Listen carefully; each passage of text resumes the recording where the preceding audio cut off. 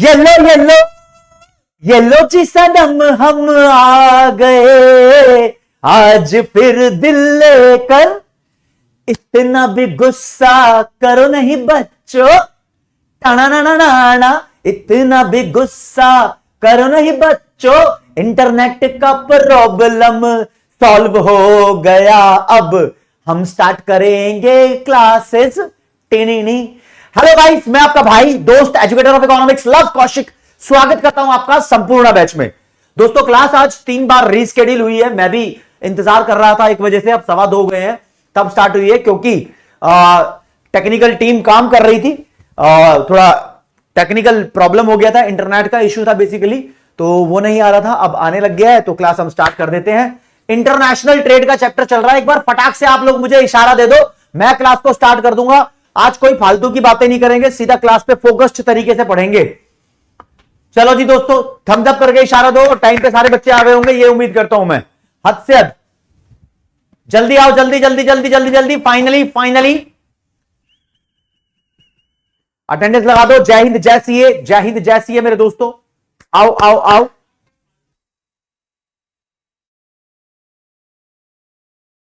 जल्दी से आ जाओ, थोड़ा सा टाइम दे रहा हूं आपको, जल्दी आओ बच्चों।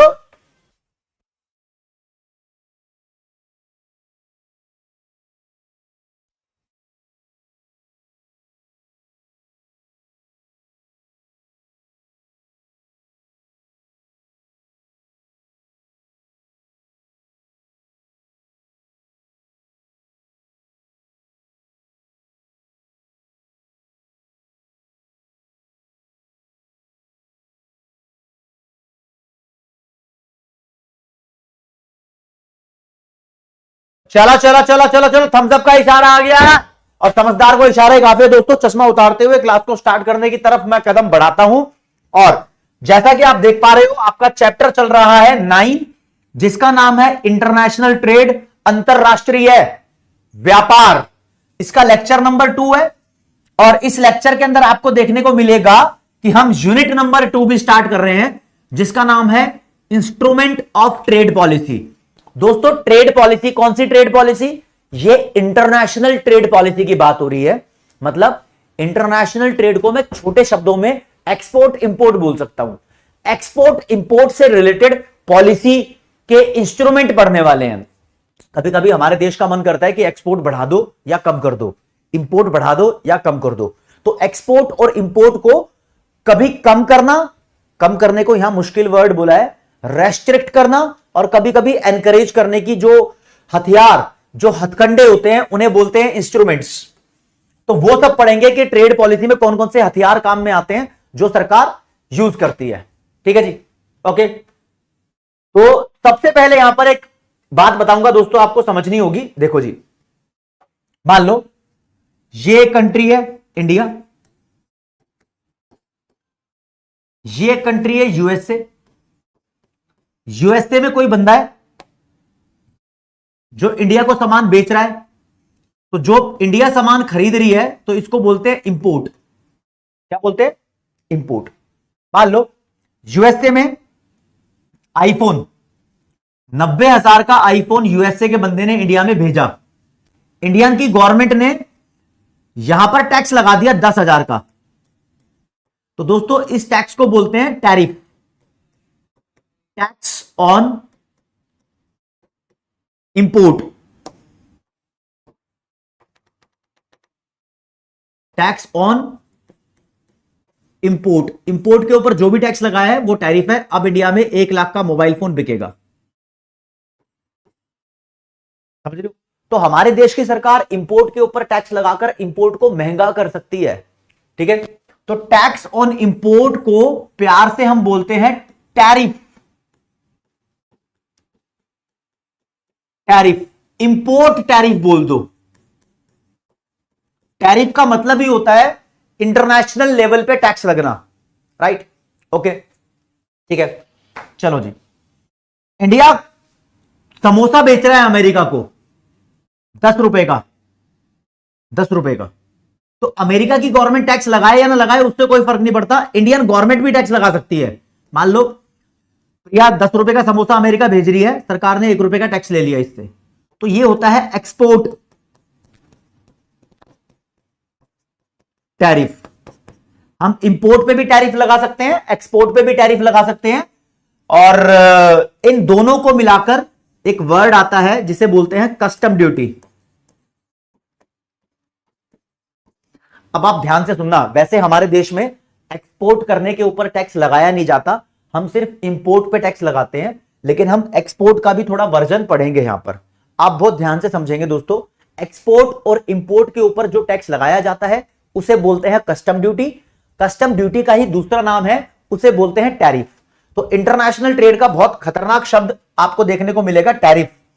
लेकिन टैरिफ की एक खास बात है, बताओ अमेरिका का बंदा ये आईफोन पूरी दुनिया में कितने का बेचता है? 90,000 का, सबको 90,000 का बेच रहा है। लेकिन हमारे देश में कितने का बिक रहा है? ये 1 लाख का। क्यों? क्योंकि हमारे देश की सरकार ने टैक्स लगाया है। तो जब टैरिफ लगता है ना, तो उससे सिर्फ अपने देश में प्राइस बढ़ता है, बाकी दुनिया का प्राइस है ना, इसे बोलते हैं वर्ल्ड प्राइस। वर्ल्ड प्राइस दोस्तों, ये वर्ल्ड प्राइस अनअफेक्टेड रहता है, इस पर कोई फर्क नहीं पड़ता। तो कहते हैं टैरिफ से अगर इंपोर्ट के ऊपर टैरिफ लगेगा तो 90,000 का आईफोन 1 लाख का हो जाएगा। तो इससे हमारे देश में ही प्राइस बढ़ेगा, वर्ल्ड लेवल पे प्राइस अनअफेक्टेड रहेगा।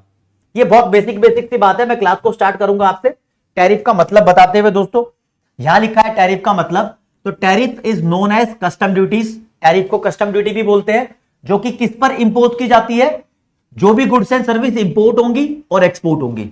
जनरली एक्सपोर्ट पर हमारे देश में टैक्स लगाया नहीं जाता, तो ज्यादा ध्यान हमारा इंपोर्ट पर रहेगा। तो इन दिस यूनिट, यानी इस यूनिट में, यूनिट नंबर 2 जो है इस चैप्टर की, इसमें tariff would refer to import duty. Import पर जो टैक्स लगाया जाता है उसको हम बोलेंगे टैरिफ। ड्यूटी और टैक्स सेम है इस चैप्टर में, ठीक है। आगे बोलता है tariff leave the world market price unaffected. कहता है जो भी गुड्स का वर्ल्ड प्राइस है, वर्ल्ड में जो प्राइस चल रहा है, टैरिफ की वजह से उस पर कोई फर्क नहीं पड़ेगा, लेकिन डोमेस्टिक मार्केट में उसका प्राइस बढ़ जाएगा। Raising the price in domestic market. कैसे? ये 90,000 का अमेरिका वाला सभी देशों को बेच रहा है फोन, ये वर्ल्ड प्राइस है, इस पे कोई फर्क नहीं पड़ेगा, अपने देश में ये महंगा हो जाएगा क्योंकि टैक्स लग गया है। फाइनली इतना पता होना चाहिए दोस्तों, ठीक है जी। तो जब भी हम एक्सपोर्ट इंपोर्ट करते हैं तो उस पर जनरली टैक्स लगाया जाता है। वो टैक्स कितने प्रकार का होता है इस चैप्टर के अंदर हम पढ़ेंगे। एक मुद्दे की बात सुनो, हम काफी देशों से फ्रेंडली रिलेशन करने के चक्कर में लगे हुए हैं, काफी देशों से, जैसे कि अभी 2021 में मॉरिशियस, यूएई, ऑस्ट्रेलिया, वैसे तो इंडोनेशिया भी है। अब बुक में जब ये यूनिट स्टार्ट होती है तो कुछ फैक्ट दिए हुए हैं आपको। कहते हैं हमने इन देशों के साथ एक एग्रीमेंट किया है कि हम इन देशों से जो भी सामान खरीदेंगे या हम इनको जो बेचेंगे, उस एक्सपोर्ट इंपोर्ट के ऊपर कोई टैरिफ नहीं लगाया जाएगा। क्या? No tariff. यानी इनके साथ हम ट्रेड करेंगे विदाउट टैरिफ। कोई भी रेस्ट्रिक्शन, कोई बैरियर नहीं है इन देशों के साथ। मॉरिशस है, यूएई है, ऑस्ट्रेलिया है, इनके साथ हम ट्रेड विदाउट टैरिफ करेंगे। बाकी चोर मत सोच लेना, बाकी चोरों के साथ तो हम वैसे भी ट्रेड नहीं करेंगे, राइट? कोई बात, ठीक है। तो जब हम किसी देश के साथ विदाउट टैरिफ वाला ट्रेड करते हैं तो इस ट्रेड को बोलते हैं फ्री ट्रेड। फ्री ट्रेड का मतलब ये मत सोचना फ्री में खरीद रहे हैं माल, नहीं नहीं, माल पे टैक्स नहीं लगा रहे तो फ्री ट्रेड बोलेंगे, ठीक है दोस्तों। आगे वर्ड लिखा हुआ है फ्री ट्रेड क्या होता है, तो राज्य फ्री ट्रेड का मतलब buyers and sellers from separate economy. Economy मतलब कंट्री। अलग अलग देशों के जो बायर और सेलर होते हैं, voluntary trade with minimum of state interference. State का मतलब गवर्नमेंट होता है, वॉलंटियरली का मतलब होता है जानबूझकर। जब दो देश के बायर सेलर को सरकार बोल दे कि हम जानबूझकर ना के बराबर इंटरफेरेंस दिखाएंगे, मतलब तुम इतना समझ लो विदाउट टैरिफ बात हो रही है। सरकार बोल रही है हम तुम्हारे ऊपर टैक्स नहीं लगा रहे, तुम माल बेचो खरीदो, कोई फर्क नहीं पड़ता। इतना मान के चलो भाई, रूल्स रेगुलेशन तो होती है सरकार की, बस टैक्स नहीं लगा रही, इतना मान लो, राइट? इसके लिए बनाया जाता है इन देशों के बीच में एफटीए। एफटीए का फुल फॉर्म है फ्री ट्रेड एग्रीमेंट।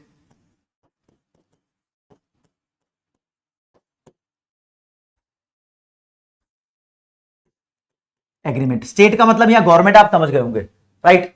तो मैं इसको मिटा देता हूं क्यों तुम्हें परेशान करूं, है ना। स्टेट का मतलब गवर्नमेंट है। तो जब हम किसी देश के साथ फ्री ट्रेड करते हैं तो उसका एक एग्रीमेंट भी बनाते हैं। तो हमने मॉरिशस, ऑस्ट्रेलिया और यूएई के साथ ऐसा कर रखा है, ठीक है, एग्रीमेंट बना रखा है। अब चलो जी, इस चैप्टर में मेन मुद्दा क्या है, आपको कुछ बातें और पढ़नी है यहां पर। देखो दोस्तों, आपको पता है कि हमारा प्यारा देश भारत पहले अंग्रेजों का गुलाम था, है ना? तो अब जो भी देश अंग्रेजों के गुलाम थे, उन सभी देशों को लगता था कि हम गुलाम इस वजह से बने क्योंकि हमने अंग्रेजों की कंपनी को इंडिया में ट्रेड करना अलाउ किया। पहले क्या हुआ था, पहले अंग्रेजों की कंपनी आई थी इंडिया में, ईस्ट इंडिया कंपनी अंग्रेजों ने बनाई थी, है ना। फिर वो धीरे धीरे बहुत ज्यादा होते गए, अपना बिजनेस फैलाते गए और हमारे देश के ऊपर राज करना स्टार्ट कर दिया। तो कुछ देश चाहते हैं कि अंग्रेजों से या किसी फॉरेन कंट्री से ट्रेड मत करो। तो जिस देश की सोच होती है कि नो इंटरनेशनल ट्रेड या मिनिमम इंटरनेशनल ट्रेड, जो इंटरनेशनल ट्रेड कम से कम चाहते हैं, तो बोलते हैं ये देश अपने आप को बचाना चाह रहे हैं। तो इस चीज को बोलते हैं प्रोटेक्शनिज्म। भाई साहब, इंटरनेशनल लेवल पे ये वर्ड यूज किया जाता है, प्रोटेक्शनिज्म। प्रोटेक्शन का मतलब होता है सेफ्टी, प्रोटेक्शनिज्म का मतलब इंटरनेशनल ट्रेड से जो नुकसान होता है उसकी सेफ्टी, राइट, उसकी सेफ्टी।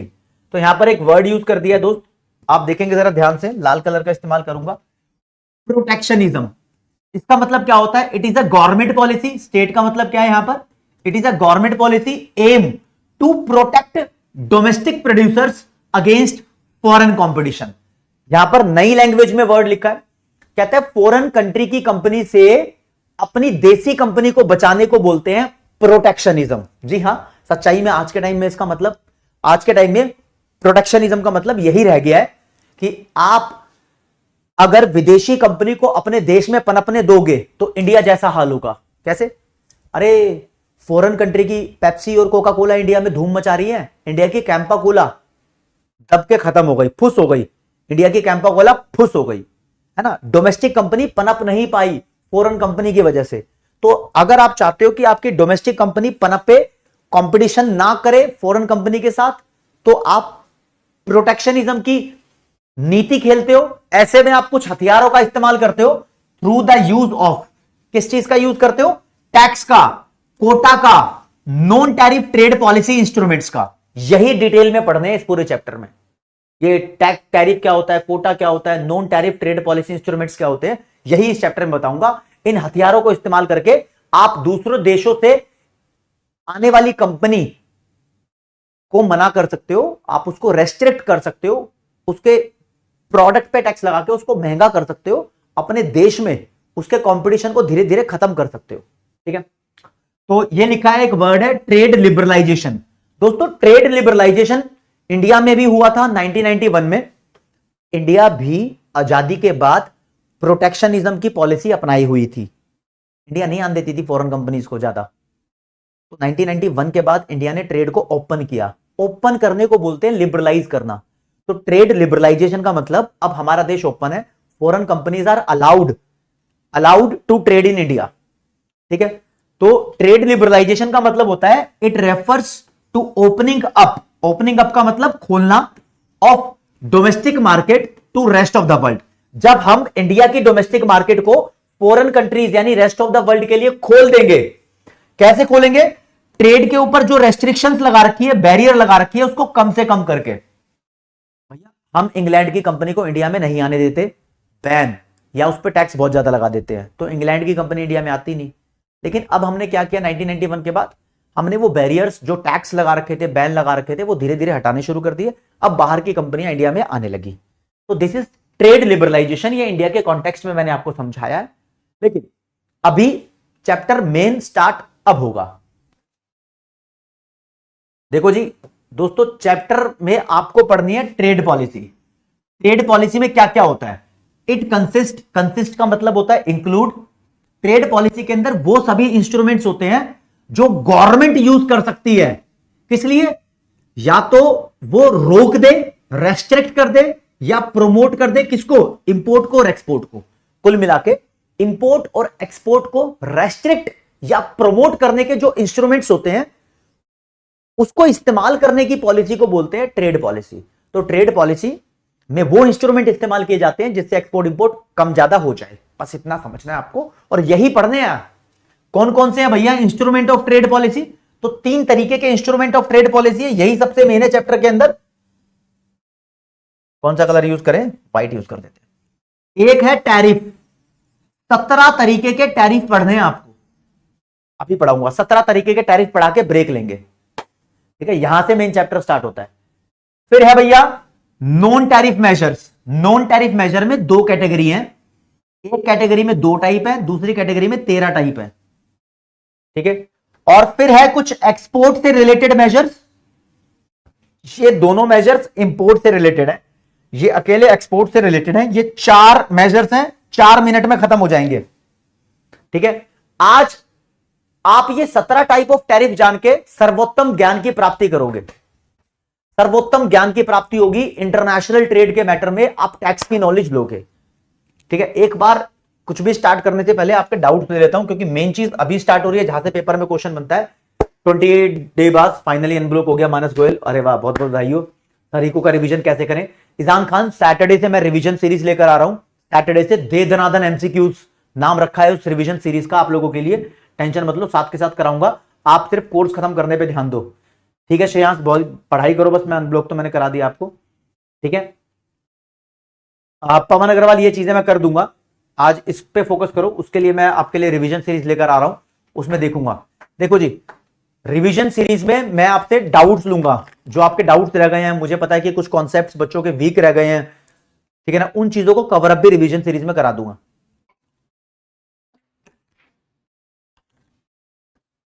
सुमंत अग्रवाल बोल रहे सर 17 टाइप ऑफ टैक्स कम नहीं है क्या?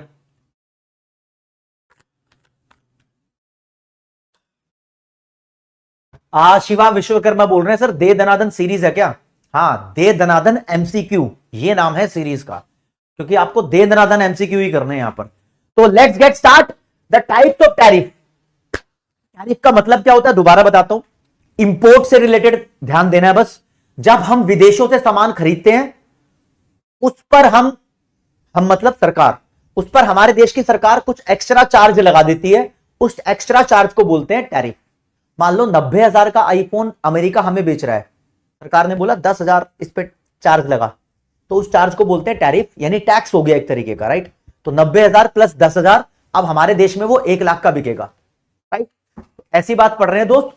बेसिकली आप टैरिफ देखोगे तो टैरिफ मोटे मोटे तौर पे आपको 2 तरीके के देखने को मिलेंगे। कैसे? ये देखो, ये देखो भैया, यूएसए से इंडिया में आईफोन आ रहा है, इंडिया में आईफोन आ रहा है, यूएसए बोल रहा है भाई हम 90,000 का इंडिया को बेच रहे हैं, इंडिया बोल रहा है 10,000 का टैरिफ दे दे, तो इंडिया में कितने का बिकेगा? ये इंडिया में आईफोन का प्राइस, इसको बोलेंगे डोमेस्टिक प्राइस। इंडिया की डोमेस्टिक मार्केट में ये 1 लाख का जाएगा। अमेरिका बोलेगा हमने तो 90,000 का दिया है, फिर भी इंडिया में ये 1 लाख का बिक रहा है। और हां, ये टैक्स के तरीके अलग अलग है। अमेरिका कभी कभी बोलता है कि भाई ये देखो हम अमेरिका से आईफोन इंपोर्ट करा रहे हैं, 90,000 का अमेरिका बेच रहा है और हमारे देश ने बोला 10% टैक्स लगेगा।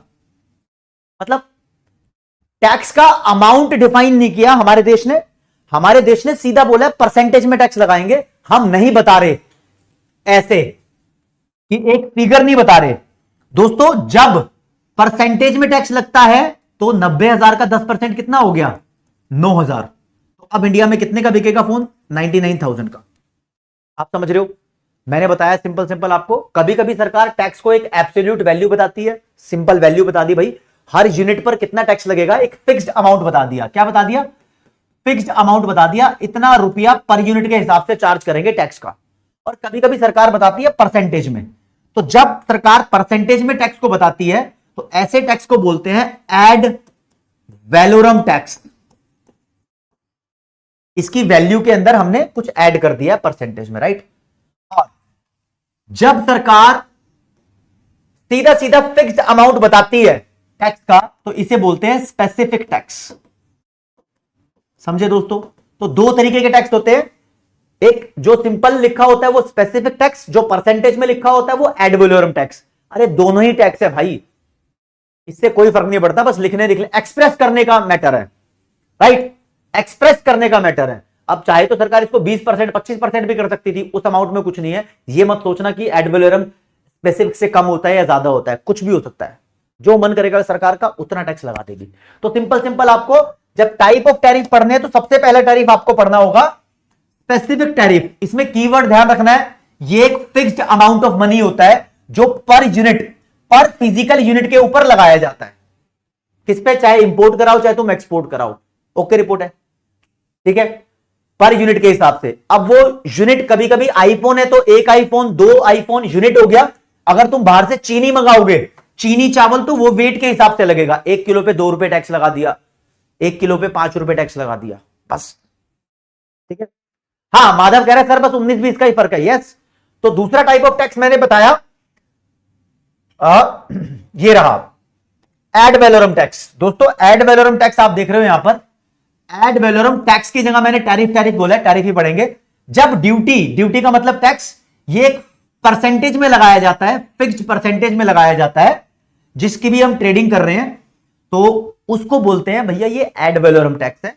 फॉर एग्जाम्पल भी दिया भैया, I.E. लिख दो फॉर एग्जाम्पल क्या है? A 30% ad valorem tariff on any American cycle। America से तुम साइकिल मंगाते हो, कुछ और मत समझना तुम, इस पर 30% टैक्स लग जाता है। तो जो परसेंटेज में लिखा हुआ है वो नॉर्मल है। और अगर तुम नॉर्मल ऐसे ही लप्पू वाली कहानी करते, तुम बोलते कि भैया एग्जाम्पल दो इसका, तो इसका एग्जाम्पल क्या बन रहा है? मान लो 10,000 रुपीज, 10,000 टैरिफ पर साइकिल, पर अमेरिकन साइकिल।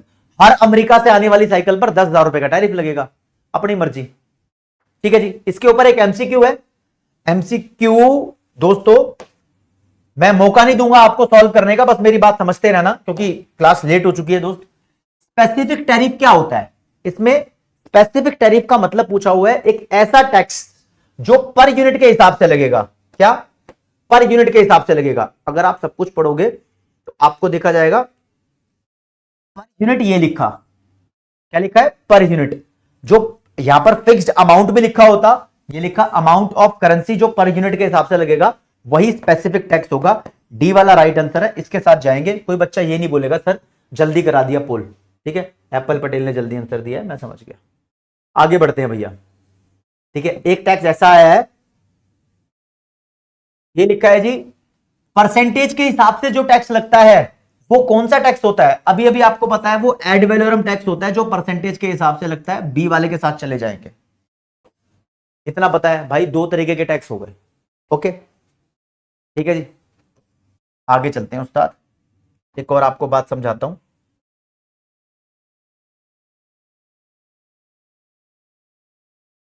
आप देखो बी वाला था उसका आंसर, हाँ जी, अल्फोंस चक्रवर्ती। देखो जी, सरकार ने बोला अगर तुम अमेरिका से कोई चीज इंपोर्ट करा रहे हो,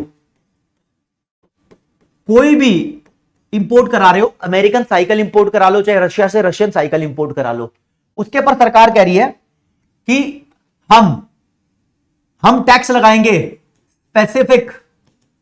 हर रशियन साइकिल पर 10,000 का टैक्स है, हर रशियन साइकिल पर 10,000 का टैक्स है, ठीक है।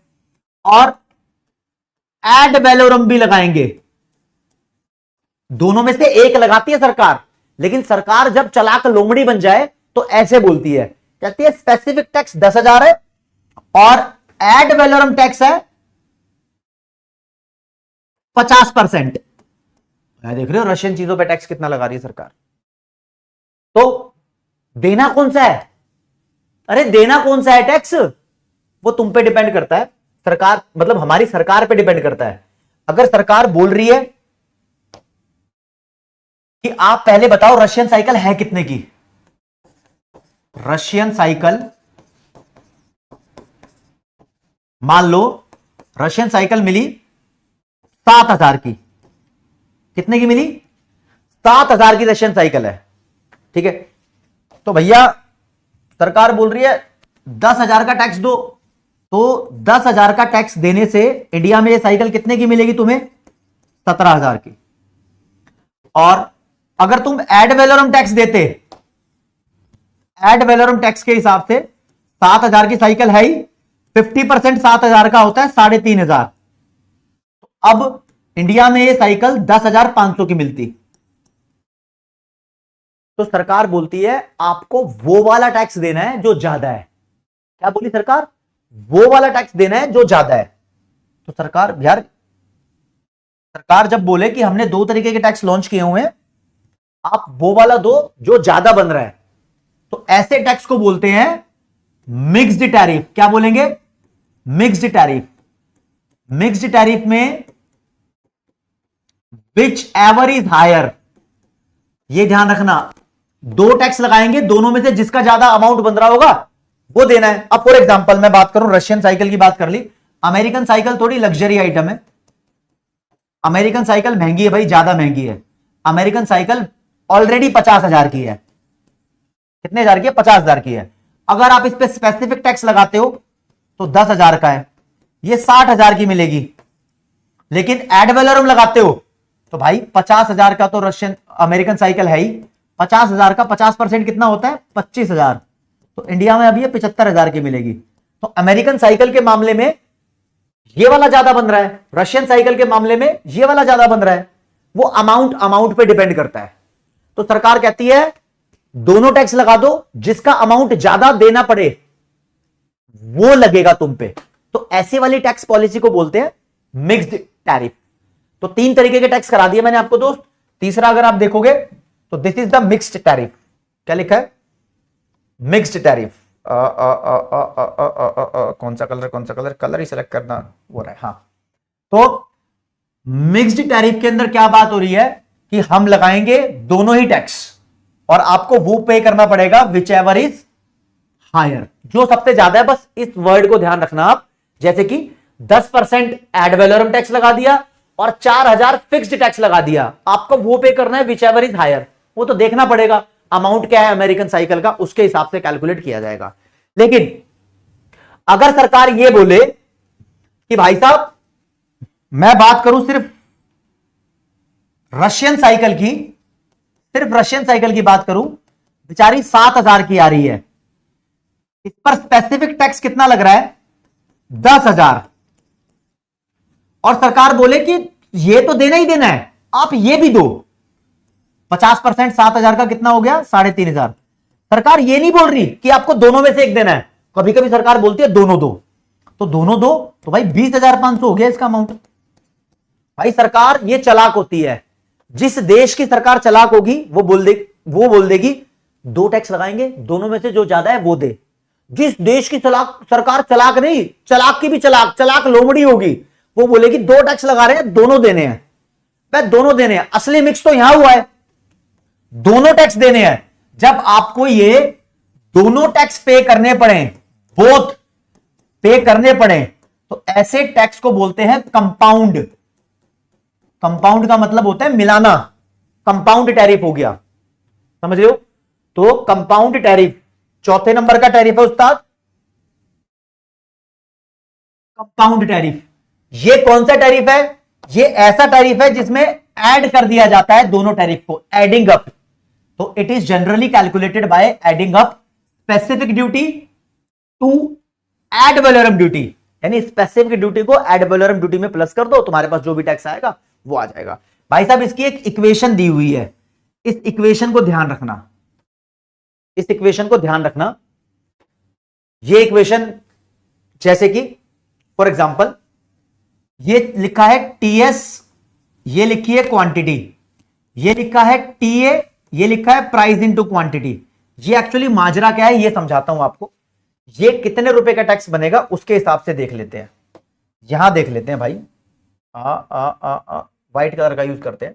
मान low duty on, white colour का नहीं, लाल का, ड्यूटी ऑन समोसा एट 10%। समोसे के ऊपर 10% का टैक्स है, तो ये टैक्स एड वैलोरम TA बोलेंगे, 10% का मतलब होता है 0.1।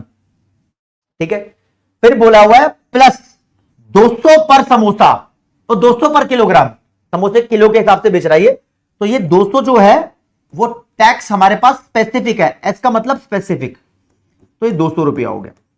तो अब मान लो एक समोसे का प्राइस 500 रुपए है, मानने में क्या जाता है, प्रिया का समोसा है, ठीक है, एक समोसे का प्राइस 500 रुपए है, तो प्राइस कितना है 500। आप उससे क्वांटिटी कितनी खरीद रहे हो, मान लो 2 किलो समोसे खरीद रहे हो, पर पीस के हिसाब से नहीं बिक रहे, तो कितना सरकार तुम्हारे ऊपर टैक्स लगाएगी। अगर बात करूं कंपाउंड टैरिफ की, तो सरकार कहती है दोनों टैक्स देने पड़ेंगे आपको। तो पहले बात कर लेते हैं स्पेसिफिक टैक्स की, तो 200 रुपया पर किलो के हिसाब से लग रहा है, तो 200 रुपया ये टैक्स का अमाउंट हो गया, TS लिख दिया, ठीक है। क्वांटिटी कितनी है 2 किलो, 2 समोसे मंगाए ना, मतलब 2 किलो, तो ये क्वांटिटी मैंने यहां लिख दी, इसलिए इधर लिखा था TS इंटू Q। सरकार को 400 रुपए मिलेंगे, किससे, सिर्फ इस वाले टैक्स से। अभी तो प्लस होगा, एक टैक्स और लगेगा, हरे रंग से लगा दो, ठीक है। सरकार कहती है एड वैलोरम टैक्स भी लगेगा। एड वैलोरम टैक्स तो तब पता चलेगा जब तुम बोलोगे कितने रुपए के टोटल समोसे हैं, तो भाई 500 रुपए का 1 किलो है, तो 2 किलो समोसे 1000 के हो गए ना, तो यहां पर 0.1 यानी 10% मल्टीप्लाइड बाय 1000, 1000 के समोसे हो गए, तो ये हो गया TA टैक्स की परसेंटेज मल्टीप्लाइड बाय 1000, कैसे आया, प्राइस इंटू क्वांटिटी करके वैल्यू निकाली है, तो वैल्यू के ऊपर टैक्स लगता है, तो इसलिए ये इक्वेशन बनी है। इसका आंसर आ जाएगा 1000 का 10% होता है 100, तो कुल मिला के 500 रुपए सरकार को टैक्स जाएगा। ये वाला भी देना पड़ेगा, ये वाला भी देना पड़ेगा, ये इक्वेशन है बस। गोजो सतूर वगैरह सर टैक्स देते देते गरीब बन जाएंगे। आलियानाज मुझे इंफॉर्मेशन सेंड कर देना।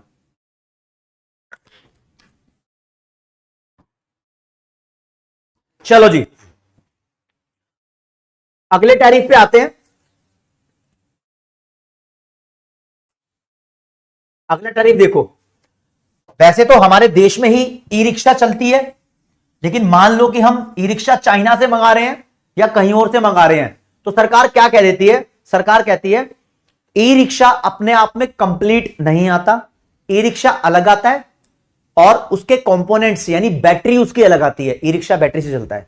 तो सरकार कहती है ई रिक्शा पे अलग टैक्स लगेगा, बैटरी पे अलग टैक्स लगेगा।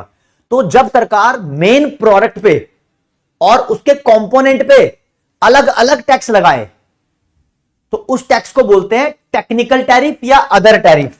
क्या बोला मैं, टेक्निकल टैरिफ या अदर टैरिफ। ये एक ऐसा टैरिफ होता है जो कंपोनेंट्स या उसके रिलेटेड आइटम्स पे अलग से लगे और मेन गुड पे अलग से लगे। भाई साहब रिक्शा बिना बैटरी के चलेगा ही नहीं, तो सरकार रिक्शे पे अलग लगा रही है, बैटरी पे अलग टैक्स लगा रही है। अलग देखो, और बताता हूं तुम्हें, आजकल लेटेस्ट एग्जांपल आईफोन का है। भाई साहब तुम्हें पता है आईफोन जब खरीदोगे तो चार्जर नहीं मिलेगा, तो सरकार आईफोन पे तो लगा रही है 18% GST, चार्जर लोगे तो उस पर भी लगा रही है 12% GST। समझ रहे हो, मतलब इस पे अलग से टैक्स लग रहा है, चार्जर अलग से खरीदोगे उस पर अलग टैक्स देना पड़ेगा। तो सरकार मेन आइटम और उसके रिलेटेड आइटम जो उसके बिना नहीं चलता, दोनों पे टैक्स लगा रही है अलग अलग। तो सरकार ने ऐसा सिस्टम कर दिया, ये टेक्निकल टैरिफ होता है, ठीक है। इसके अलावा एक मस्त चीज बताऊंगा मैं आपको। देखो जी, आपको आज बताता हूं दारू के बारे में, दारू के बारे में, दारू मतलब लिकर। ये मत सोचना कि मैं ज्यादा पर्सनल हो रहा हूं, लिकर की बात सुनो। एक मेरा दोस्त है, उसने स्टोरी सुनाई थी, वो बताता हूं। वो कहता है कि वो अमेरिका गया, अमेरिका से 2 लिकर की बोतल लेकर आया, 2 लिकर बोतल लेकर आया, लेकर आ गया, कोई बात नहीं। वो दूसरी बार अमेरिका गया, इस बार 3 लीटर की बोतल लेकर आया, तो इस बार एयरपोर्ट पे उसको रोक लिया। तो यहां पर सरकार ने उसको बताया कि हमारे देश की पॉलिसी है, तुम अमेरिका से 2 क्वांटिटी ले आओ, कोई टैक्स नहीं देना। ये हमने लिमिट फिक्स कर रखी है। क्या लिमिट? सरकार ने लिमिट फिक्स कर रखी है, 2 बोतल पे कोई टैक्स नहीं है। इससे ज्यादा लेकर आओगे तो जो ज्यादा लेकर आए हो इसके ऊपर टैक्स है, 500 रुपए पर बोतल। तो अगली बार मान लो ये 4 बोतल लेकर आता है, तो सरकार इस पे कितना टैक्स चार्ज करेगी? भाई स्टार्टिंग की 2 बोतल पे तो कोई टैक्स नहीं है, अगली 2 क्वांटिटी और लेकर आया है तो उस पे 500 के हिसाब से 1000 रुपया टैक्स देना पड़ेगा। लेकिन अब ये लाता नहीं है ज्यादा, 2 ही बोतल लाता है, बेवड़ा है। बड़ी बड़ी स्टोरी है दोस्तों। कभी कभी सरकार टैक्स लगाती है, ये जो लिमिट सेट कर देती है, कहती है कुछ लिमिट तक तो तुम विदाउट टैक्स माल लेके आ सकते हो, लिमिट को बोलते हैं कोटा। सरकार कोटा सेट कर देती है, कहती है एक लिमिट है सामान लाने की, अगर तुम इस लिमिट में सामान लेकर आए तो तुम्हें कम टैक्स देना पड़ेगा या 0 टैक्स देना पड़ेगा, वो सरकार के ऊपर है। कम टैक्स या 0 टैक्स कुछ भी रखे, लेकिन जब तुम लिमिट क्रॉस कर दोगे तो तुम्हें बहुत ज्यादा टैक्स देना पड़ेगा। हां, ऐसा ही हमारे देश में इनकम टैक्स भी है। तो ये जो टैक्स रेट है, इसको प्यार से तुम बोल सकते हो टैरिफ रेट कोटा, यानी TRQ। ये कॉम्बिनेशन है 2 पॉलिसी इंस्ट्रूमेंट का, 2 चीजें हैं, यहां पर कोटा भी है और टैरिफ भी है। यहां बोला जाता है कि एक स्पेसिफाइड कोटा मतलब एक स्पेसिफाइड लिमिट पे तो ना के बराबर टैक्स चार्ज किया जाएगा, या तो लोअर या 0, ना के बराबर टैक्स चार्ज किया जाएगा। लेकिन अगर आप इस थ्रेशहोल्ड क्वांटिटी को क्रॉस करते हो, थ्रेशहोल्ड का मतलब जो सरकार की लिमिट है उसको क्रॉस करते हो, तो आपको मच हायर टैक्स देना पड़ेगा। एक लिमिट तक ना के बराबर टैक्स है, और ये क्रॉस कर दी तो आपको जितना ज्यादा क्रॉस किया उस पर ज्यादा टैक्स देना पड़ेगा। This is tariff rate quota. इसके ऊपर क्वेश्चन आया हुआ है, पोल आपका चालू कर देता हूं दोस्त। हाँ जी, tariff rate quota, under tariff rate quota आपको पढ़ना है कि कौन सा ऑप्शन यहां पर ठीक होगा।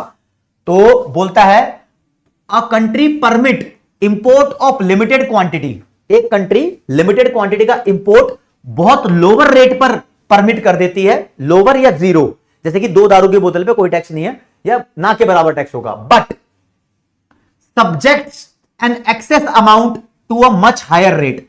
कहती है अगर आपने एक्सेस अमाउंट मंगा लिया, ये अमाउंट गलत लिखा है इसने, इसको क्वांटिटी बोलना चाहिए। अगर आप एक्सेस क्वांटिटी में मंगाते हो तो आपको मच हायर टैक्स पे करना पड़ेगा। और आगे अमाउंट ही लिखा हुआ, बहुत बार क्वांटिटी नहीं लिखा हुआ, तो आप समझ जाना इधर बी वाला आंसर है। देव गुप्ता ने सबसे जल्दी आंसर दिया है, आगे आएंगे। चलो जी, देखो दोस्तों आपको एक बात बताता हूं। एक ऑर्गेनाइजेशन है वर्ल्ड ट्रेड ऑर्गेनाइजेशन, अगली क्लास में इसकी पूरी डिटेल पढ़ाऊंगा। इस ऑर्गेनाइजेशन के 164 मेंबर्स हैं, असलियत में ज्यादा हैं, लेकिन तुम्हारी बुक के हिसाब से इतने ही हैं।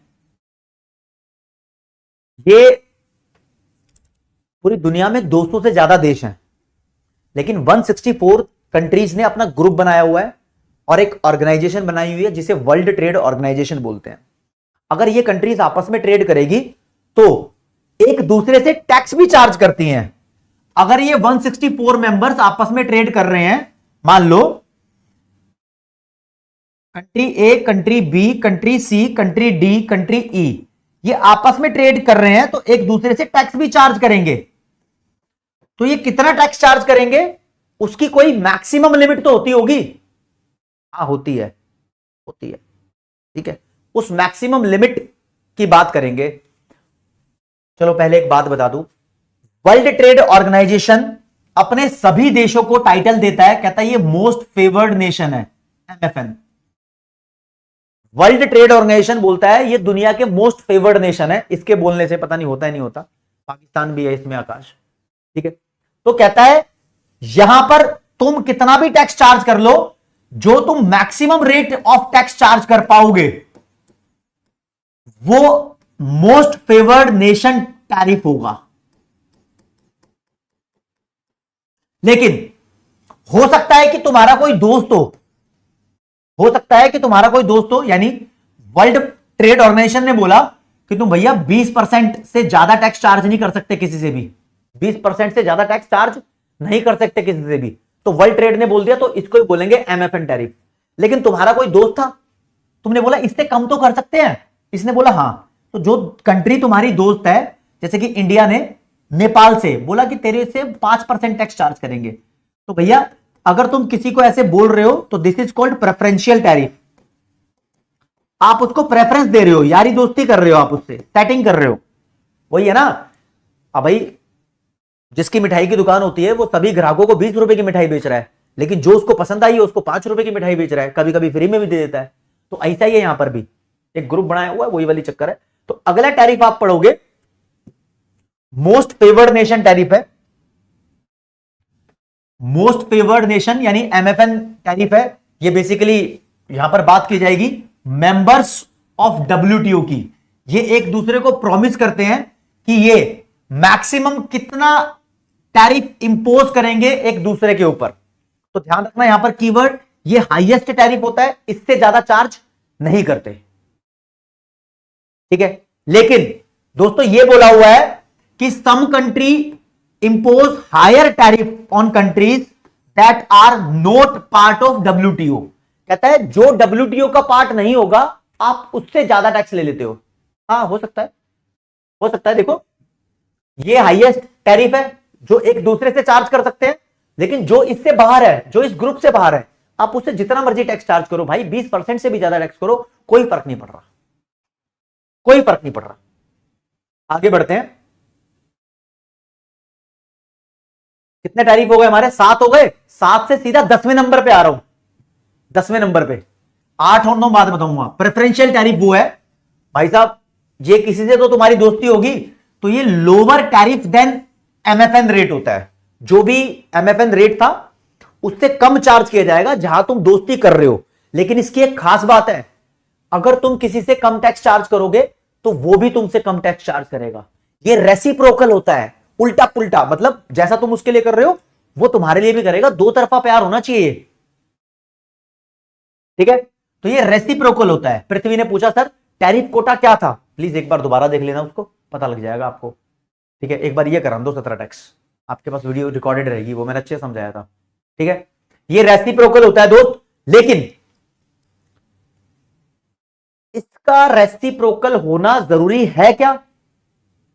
क्या इसका रेसिप्रोकल होना जरूरी है क्या? जरूरी नहीं है। डब्ल्यूटीओ बोलता है यार रेसिप्रोकल होना चाहिए, जो अमेरिका रशिया से चार्ज कर रहा है रशिया को भी अमेरिका से वही चार्ज करना चाहिए। लेकिन कभी कभी कंट्रीज में also grant unilateral preferential trade. Unilateral का मतलब होता है एक तरफा। अमेरिका बोल देता है इंडिया को हम तेरे से कम रेट चार्ज करेंगे, तू मुझसे जितना मर्जी चार्ज कर ले। अमेरिका ने बोल रखा है इंडिया को, इंडिया से कम चार्ज करता है। तो एक ये एग्जांपल है, वर्ल्ड के अंदर टाइटल दिया जाता है generalised system of preferences, GSP. WTO है, उसके अंदर टर्मिनोलॉजी चलती है बहुत सारी। एक जीएसपी है, मतलब अमेरिका ठोक के छाती बोलता है कि इंडिया के लिए जीएसपी है, मतलब इंडिया से हम कम टैक्स चार्ज करेंगे। जरूरी नहीं है कि इंडिया हमसे भी कम टैक्स चार्ज करे। आई रिपीट, प्रेफरेंशियल टैरिफ ऐसा टैरिफ होता है जो एमएफएन से कम होता है, और जब तुम किसी के लिए रेट कम करोगे तो दूसरा भी तुम्हारे लिए कम करेगा। ऐसा एग्जांपल है पूरे दुनिया के अंदर यूरोपियन यूनियन का रीजन। यूरोपियन कंट्रीज एक दूसरे से जीरो टैरिफ चार्ज करती है, मतलब टैक्स चार्ज ही नहीं करती एक दूसरे से, ठीक है। लेकिन कभी कभी ऐसा भी हो सकता है बड़े और छोटे देश के मामले में कि वो तुमसे बोल दे कि तुम कम चार्ज कर लो, मतलब हम तुमसे कम टैक्स लेंगे और तुम हमसे उतना ही ले लेना जितना तुम्हारा बनता है, ठीक है। कोई बात नहीं भैया, कोई बात नहीं। अब देखो 7वें से सीधा 10वें पे चला गया था। एक टैक्स ये रहा तुम्हारे सामने, इसे बोलते हैं वेरिएबल टैरिफ। मान लो भाई साहब एक रशियन साइकिल है,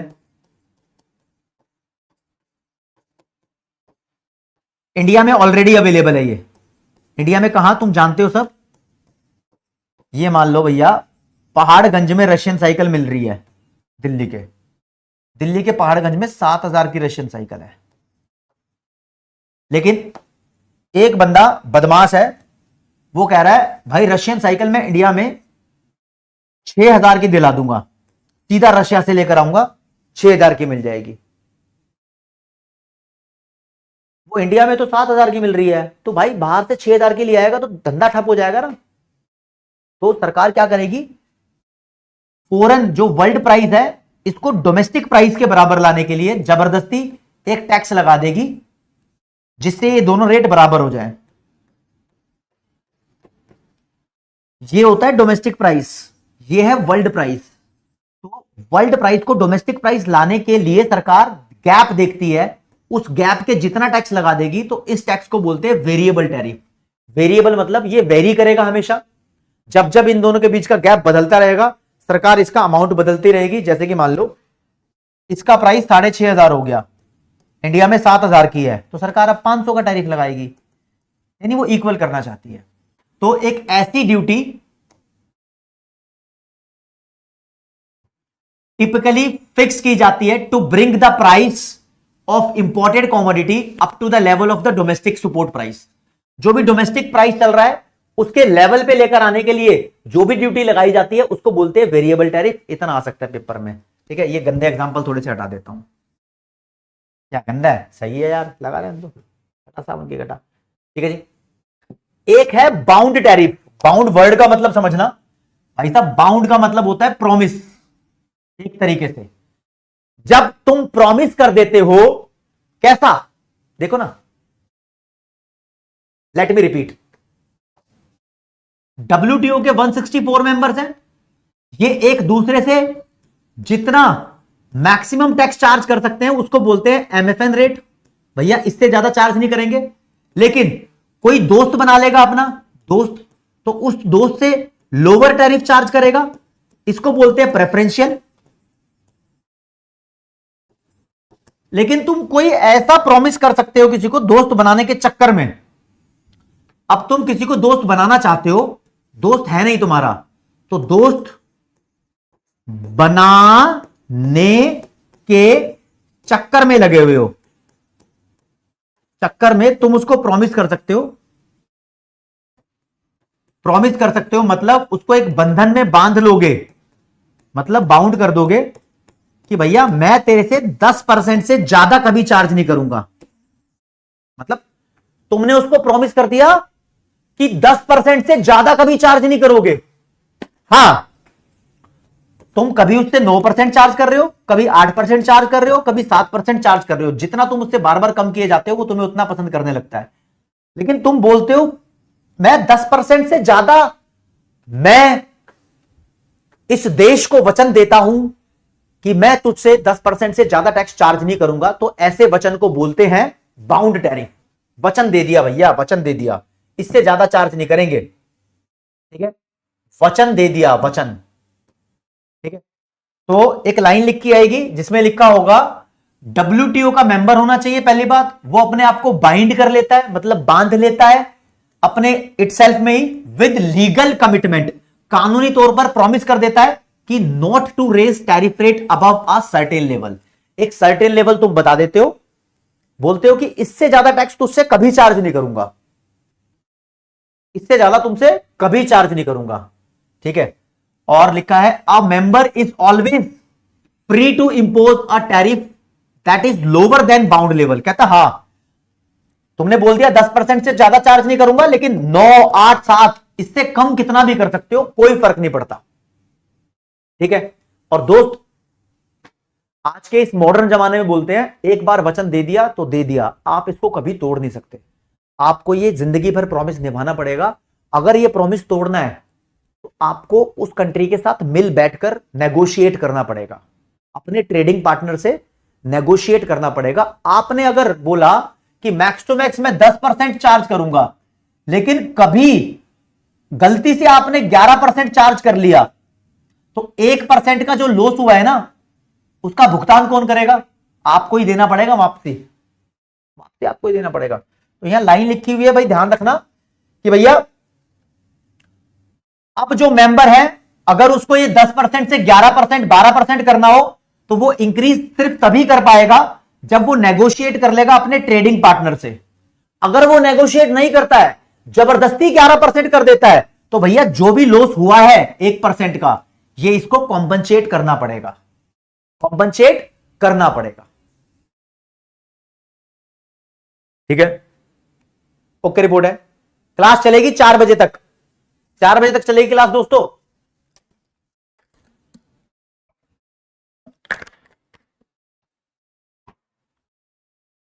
चलो जी आगे बढ़ते हैं, आगे बढ़ते हैं। ये लिखा है अप्लाइड टैरिफ।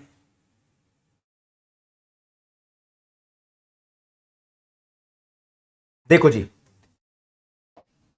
आपने किसी को प्रॉमिस किया है, आपने कौन सा कलर लूं जी, आपने किसी को प्रॉमिस किया है कि मैं तेरे से बाउंड हूं, बाउंड टैरिफ चार्ज करूंगा 10%, लेकिन आप एक्चुअली कितना चार्ज कर रहे हो? प्रॉमिस है ना कि 10% से ज्यादा चार्ज नहीं करूंगा, लेकिन हो सकता है कि तुम 9% चार्ज कर रहे हो। तो भैया प्रॉमिस तो ठीक है, लेकिन एक्चुअली तुम कितना चार्ज कर रहे हो? जो भी एक्चुअल चार्ज कर रहे हो उसे बोलेंगे अप्लाइड टैरिफ। तो अप्लाइड टैरिफ एक ऐसी ड्यूटी है that is actually charge, actually charge. और ये जो अप्लाइड टैरिफ होता है that should not be higher than bound level. तो अप्लाइड टैरिफ बाउंड लेवल से ज्यादा होना ही नहीं चाहिए। अरे होना नहीं चाहिए क्या? होता भी नहीं कभी। जब तुम प्रॉमिस ही 10 कर चुके हो तो क्यों तुम 11% चार्ज करोगे? तो पेपर में क्वेश्चन आ सकता है अप्लाइड टैरिफ बाउंड टैरिफ से ज्यादा होता है, कम होता है? तो अप्लाइड टैरिफ बाउंड टैरिफ से कम होता है। समझ गए कितने सारे टैक्स के टाइप है? हाँ, राहुल सैनी लॉ की क्लास तुम्हारी 4:30 बजे रख दी आज। ठीक है जी, एक और देख लो भैया, सरकार ने एक गेम खेली हुई है, आपको बताऊं इंडिया के बारे में। इंडिया, कम ऑन इंडिया,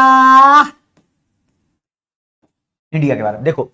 तुम्हें पता है इंडिया पहले अमेरिका से आईफोन खरीदता था, इंपोर्ट कराता था, लेकिन आज आईफोन इंडिया में भी बनते हैं। कौन बनाता है इंडिया में आईफोन? बताओ बताओ जरा, इंडिया में आईफोन कौन बनाता है? टाटा कंपनी। कौन बनाता है? टाटा कंपनी इंडिया में आईफोन बनाती है। तो ध्यान से सुनना मेरी बात को। इंडिया अमेरिका को क्या बोलता है? इंडिया बोलता है अमेरिका को कि अगर तुम हमारे देश में आईफोन बेचोगे, आईफोन मतलब जो भी सामान बेच रहे हो एक फिनिश्ड प्रोडक्ट है, इसको आगे कुछ बनाने की जरूरत नहीं है, फिनिश्ड प्रोडक्ट है। अगर तुम हमारे देश में आईफोन बेचोगे तो इस पर हम 10% का टैक्स लगाएंगे। एग्जांपल है, वैसे तो 18% है शायद। ठीक है, लेकिन अमेरिका को ऑप्शन देता है, कहता है भाई हमारे देश के अंदर टाटा कंपनी है जो आईफोन का रॉ मटेरियल चाहिए बस उसको, तो अगर तुम हमारे देश में आईफोन का रॉ मटेरियल दे दोगे तो हम खुद आईफोन बना लेंगे, तो हम तुम्हारे ऊपर 5% टैक्स लगाएंगे। तो इंडिया चालाक हो गया, फिनिश्ड प्रोडक्ट पे ज्यादा टैक्स लगाने लग गया और रॉ मटेरियल पे कम लगाने लग गया। इससे क्या होता है, हमारे देश के जो प्रोड्यूसर होते हैं वो खुश हो जाते हैं, कहता है भाई हटा सावन की घटा, फाइनल वाइनल को हम रॉ मटेरियल खरीदते हैं और अपने देश में बना के बेचेंगे। तो ऐसे वाले टैरिफ को बोलते हैं एस्केलेटेड टैरिफ। एस्केलेटेड मतलब समझ जाओ कि एक तरीके से डिवाइड किया हुआ है। ठीक है, तो इसको जरा पढ़ेंगे, एस्केलेटेड टैरिफ। तो ये एक ऐसे टैरिफ ऑन इंपोर्ट होते हैं जो कि देखो ना जरा कि रॉ मटेरियल पे अलग से लगते हैं। ठीक है, कोई भी इंटरमीडिएट इनपुट या रॉ मटेरियल होगा उस पर अलग से लगते हैं, और मैन्युफैक्चर्ड गुड्स पे, जैसे कि मैन्युफैक्चर्ड गुड्स जैसे कि आईफोन, आईफोन पे ज्यादा लगेंगे। तो लिखा है टैरिफ रेट, वो टैरिफ रेट है जो manufactured goods are higher. Manufactured goods पे ज्यादा लगेंगे, आईफोन पे ज्यादा लगेंगे, आईफोन के रॉ मटेरियल पे कम लगेंगे। एग्जांपल भी दिया हुआ है कि 5% टैरिफ लगेगा रॉ मटेरियल ऑफ साइकिल पे। अगर मान लो साइकिल इंपोर्ट करा रहे हो, नॉर्मल साइकिल है पहिए से चलने वाली, वही जो चलती है, लेकिन अगर तुम साइकिल मंगा लोगे तो उस पर 10% लगेगा। इससे क्या होता है दोस्तों, एक तरीके का ये डिस्क्रिमिनेशन वाला टैरिफ है। ध्यान रखना वर्ड को, ये भेदभाव वाला टैरिफ है। इस टैरिफ के अंदर कभी कभी कह रहा हूं सरकार, हाँ, इस टैरिफ के अंदर सरकार अपने देश के प्रोड्यूसर्स को प्रमोट करना चाहती है, बोलती है कि अपने देश में प्रोडक्शन करना चाहिए। तो it is discriminatory because it protect manufacturing industries in importing countries. Importing मतलब इंडिया, इंडिया इंपोर्ट करा रहा है तो इंडिया के अंदर ये प्रोटेक्ट करेगी डोमेस्टिक इंडस्ट्रीज को और एडवर्सली अफेक्ट करेगी इंडस्ट्रीज ऑफ एक्सपोर्टिंग कंट्री। जैसे कि मान लो यूएस से एक्सपोर्ट कर रहा है तो उसको एडवर्सली मतलब उल्टा फर्क पड़ेगा, क्योंकि उसका माल बिकेगा नहीं, एक्सपेंसिव हो जाएगा। और इंडिया में माल आ रहा है तो इंडिया के लोगों के बल्ले बल्ले हो जाएगी। क्या हो जाएगी? बल्ले बल्ले। ओ बल्ले बल्ले, ओ बल्ले बल्ले, ओ बल्ले बल्ले, बल्ले बल्ले हो जाएगी। ठीक है, कितने हो गए भैया? 12 टैक्स हो गए, 5 और बचे हैं।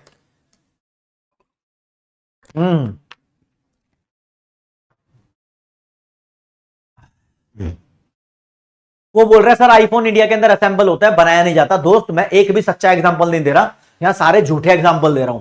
तुम्हें सिर्फ समझना है यार, कॉन्सेप्ट समझा रहा हूं। ठीक है, आगे आ जाओ भैया। एस्केलेटेड टैरिफ का एक एग्जांपल है, एस्केलेटेड टैरिफ का क्वेश्चन आया। एस्केलेटेड टैरिफ कौन से होते हैं? तो सिंपल सी बात बताऊं आपको, एस्केलेटेड टैरिफ एक नॉर्मल या नॉमिनल टैरिफ रेट होते हैं जो मैन्युफैक्चर्ड प्रोडक्ट्स पे लगते हैं, लेकिन which are greater than tariff on raw material. ऐसा टैरिफ जो रॉ मटेरियल पे कम और बने हुए माल पे ज्यादा लगे उसको बोलेंगे एस्केलेटेड टैरिफ। बी वाले के साथ चले जाएंगे। ठीक है जी, एक नया टैरिफ देखो भाई, बड़ा इंपॉर्टेंट है, खतरनाक। अमेरिका से कोई प्रोडक्ट आ रहा है इंडिया में 9,000 का, सरकार ने इस पे 9 लाख का टैक्स लगा दिया। 9,000 का माल आ रहा है, 9 लाख का टैक्स लगा दिया, तो सरकार का पर्पस क्या है? जब पुराने वाले एमसीक्यू का आंसर बी था। बताओ जी, सरकार का पर्पस क्या है? पृथ्वी ने सबसे जल्दी दिया था। अबे जब चिंदू मिंदू अमाउंट पे बहुत ज्यादा ही टैक्स लगा दे तो सरकार सीधा उसको मना करना चाह रही है, रहने दे। क्या बोलना चाह रही है सरकार? जब छोटे से अमाउंट पे सरकार बहुत ज्यादा टैक्स लगा दे तो सरकार सीधा उस देश को बोलना चाह रही है, रहने दे, तेरे से माल हम खरीदना ही नहीं चाहते, इसलिए बहुत सारा टैक्स लगा रहे हैं तेरे ऊपर, तू मत बेच हमारे देश में। सरकार उसको प्रोहिबिट करना चाहती है, बंद कराना चाहती है। उसको समझ जाना चाहिए कि उसका नहीं चलेगा यहां पर सिस्टम। तो देखो ये लिखा है आपके लिए, प्रोहिबिटिव टैरिफ मतलब बंद करने का टैरिफ। ये इतना ज्यादा हाई होता है कि नो इंपोर्ट कैन एंटर, कोई इंपोर्ट हमारे देश में आ ही नहीं सकता, जानबूझकर प्रोहिबिट कराने के चक्कर में। ठीक है, तो जब सरकार देख रही है यार ये आइटम लीगल भी है लेकिन फिर भी पसंद नहीं है, नहीं आना चाहिए, सरकार इतना काम कर देती है, बहुत ज्यादा इनडायरेक्टली उसको बंद करती है बेसिकली। ऐसा अभी अमेरिका और चाइना के बीच में ट्रेड वॉर चल रहा था तो उन्होंने आपस में किया था ऐसा। ठीक है जी, चलो जी आगे बढ़ते हैं। 13 टैक्स करा दिए हैं, 14वें वाला बाद में बताऊंगा, 15वें और 16वें पे आते हैं। 14वें वाला थोड़ा रुक के बताऊंगा, 15वें और 16वें पे आते हैं। देखो जी, 15वां लिखा है tariff as response to trade distortion.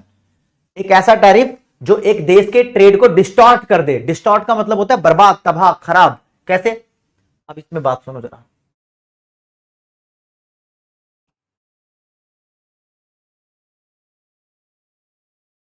देखो जी,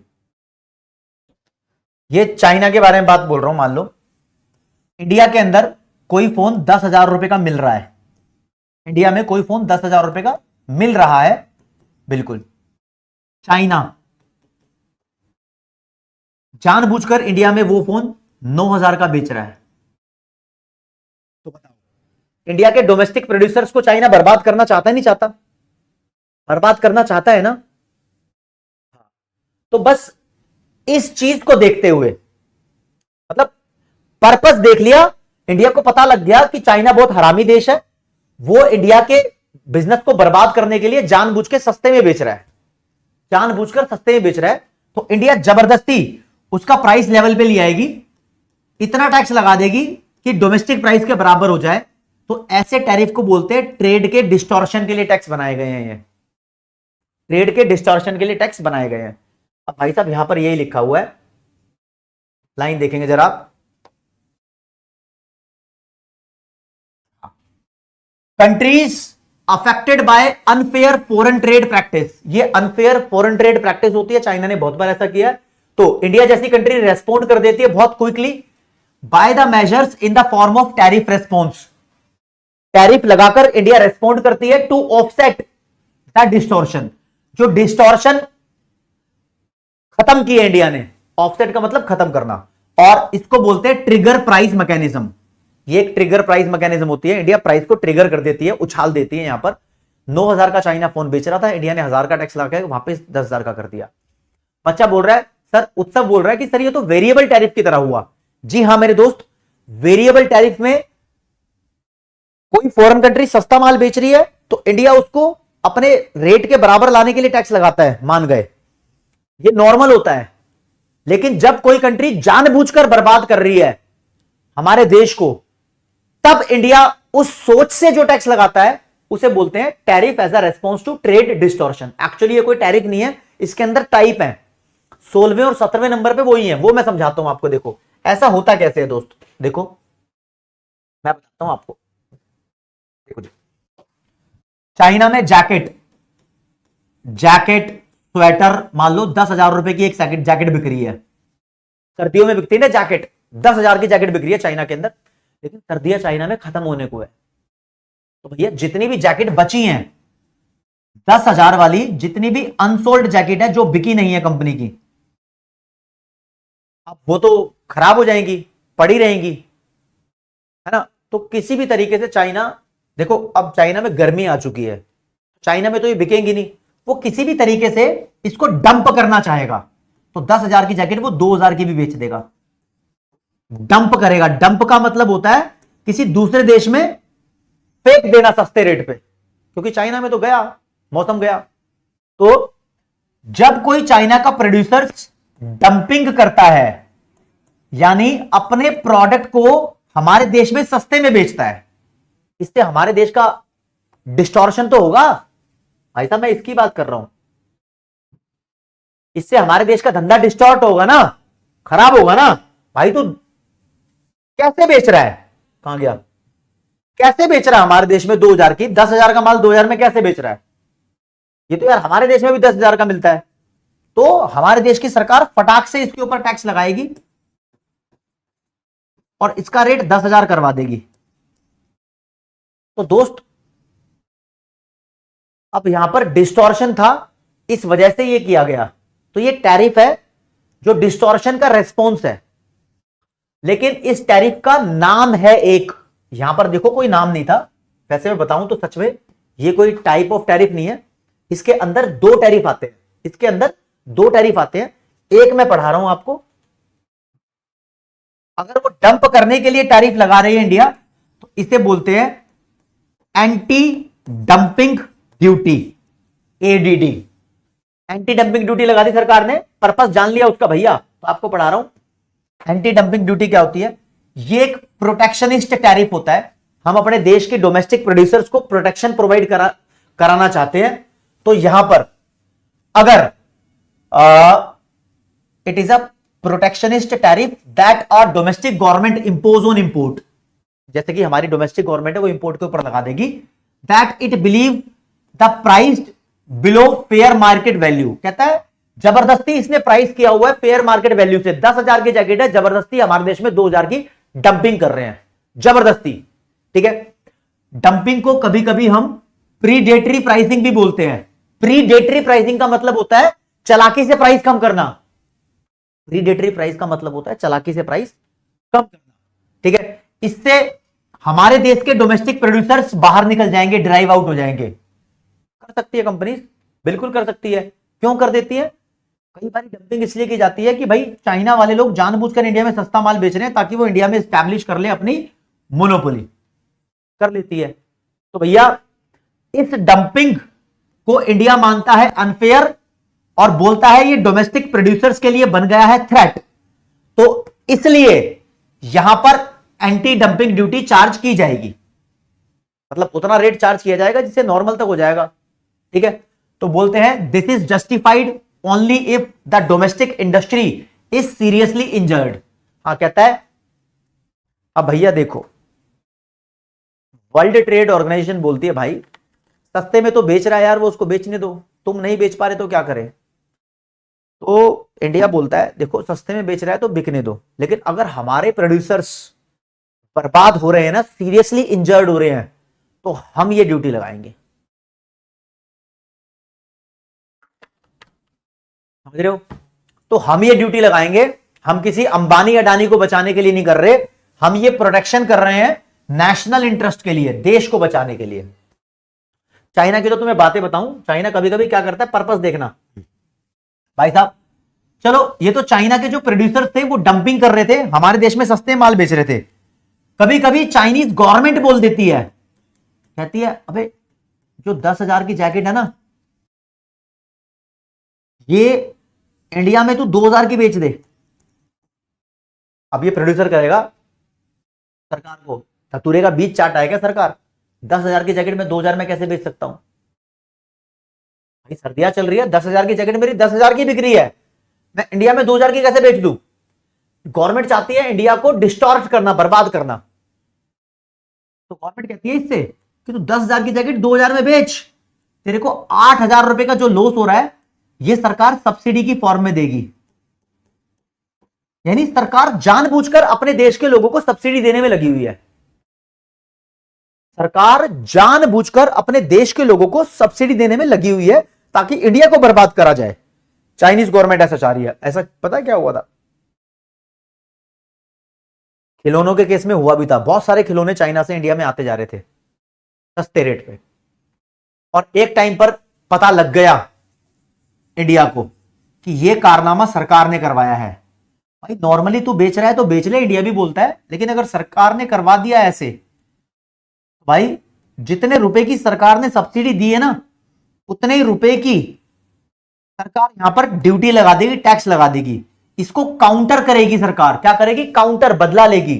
तो जो यहां पर सरकार 8,000 की ड्यूटी लगाएगी, इसे बोलते हैं काउंटर वेलिंग ड्यूटी। बात समझना जरा, देखो दोस्तों, काउंटर वेलिंग ड्यूटी समझाने से पहले आपको एक बात बताऊंगा।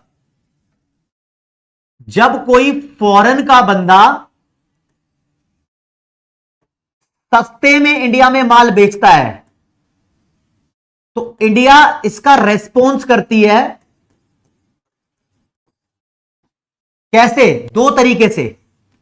भाई देखो, जब कोई फॉरेन का बंदा इंडिया में माल सस्ते में बेच रहा है तो इंडिया के ट्रेड को वो डिस्टॉर्ट करना चाहता है। तो इस डिस्टॉर्शन से बचने के लिए इंडिया की गवर्नमेंट रेस्पॉन्स करेगी। क्या रेस्पॉन्स करेगी? सरकार देखेगी कि ये बंदा सस्ते में बेच क्यों रहा है, सस्ते का रीजन पता लगाएगी। अगर ये हमारे यहां डंप कर रहा है, यानी अपनी मर्जी से सस्ता बेच रहा है, तो सरकार एंटी डंपिंग ड्यूटी लगाएगी। बस नाम बदल रहा है। अगर इस देश की सरकार ही सस्ता करवा रही है तो सरकार जो यहां पर टैक्स लगाएगी उसे बोलेंगे काउंटर वेलिंग ड्यूटीज। अगर जबरदस्ती गवर्नमेंट ही सस्ता करवा रही है तो सरकार नई तरीके से टैक्स लगाएगी। मतलब होना वही है कि जितना वो सस्ता बेच रहा है उतने ही अमाउंट का टैक्स लगना है, बस पर्पस डिफरेंट है। समझ रहे हो? पर्पस डिफरेंट है। तो यहां पर पर्पस सीवीडी आ गया। CVD is countervailing duties. तो CVD is charge in importing countries to offset advantage that exporter get. ये इंडिया में चार्ज किया जाता है खत्म करने के लिए वो एडवांटेज जो एक प्रोड्यूसर को मिल रहा था, एक्सपोर्टर को मिल रहा था। किस वजह से? From subsidies from there government. जो चाइनीज सरकार उनको सब्सिडी दे रही थी, ठीक है। ये इंश्योर किया जाता है कि फेयर प्राइसिंग होनी चाहिए भैया इंपोर्ट की भी, है ना, ताकि इंडिया की डोमेस्टिक फर्म्स प्रोटेक्ट रहे। पर्पस यहां भी यही होता है। बताओ भाई, समझ में आ रहा है तो थम्स अप कर दो, मुझे भी थोड़ा यकीन आ जाएगा। ठीक है जी। 17 टैरिफ में से 16 करा चुका हूं, 13वें नंबर का बचा हुआ है। 13वें नंबर का बचा हुआ था, 14वें नंबर का बचा हुआ था। हाँ, 14वें नंबर का। ये टैरिफ नहीं है, ये टैरिफ का उल्टा है। ये है सब्सिडीज। देख रहे हो? सब्सिडीज मतलब मान लो इंडिया में किसी चीज की शॉर्टेज है, इंडिया में मान लो शॉर्टेज है, जैसे आजादी के टाइम पर फूड ग्रेन की शॉर्टेज थी इंडिया को, राइट। तो इंडिया में शॉर्टेज है, तो इंडिया ने यूएसए से बोला आजादी के टाइम पर कि तू मुझे फूड ग्रेन दे दे। इंपोर्ट कर ली थी इंडिया ने फूड ग्रेन। इंडिया को जरूरत है ना, तो इंडिया इसके ऊपर टैक्स नहीं लगाएगा। क्यों लगाएगा? जरूरत है, बल्कि सब्सिडीज दे देगा। तो यार जब इंपोर्ट कराने के लिए भी कभी कभी सब्सिडीज देनी पड़ती हैं, ऐसा कोविड में अभी बहुत बहुत सारी कंट्रीज ने किया था। जिस जिस देश में वैक्सीन नहीं थी ना, उस देश की गवर्नमेंट ने वैक्सीन मंगाई, वैक्सीन मंगाई मेरे राजा, समझ रहे हो। तो इंपोर्ट सब्सिडीज का कॉन्सेप्ट आया, it is simply a payment per unit. ये चार्ज नहीं है, ये पेमेंट है जो सरकार देगी। पर यूनिट के हिसाब से भी हो सकता है, परसेंटेज के हिसाब से भी होता है, जैसे मर्जी होता है। इंपोर्ट पे, इंपोर्टेशन बोल लो, इंपोर्ट बोल लो, कोई फर्क नहीं पड़ रहा। ये एक तरीके से नेगेटिव टैरिफ है, मतलब चार्ज नहीं कर रहे बल्कि दे रहे अपनी जेब से ही, नेगेटिव इंपोर्ट टैरिफ है। तो अब हो गए हमारे 17 टैरिफ भाई साहब, 17 टैरिफ। ठीक है जी, एक बार देख लेते हैं इनसे question.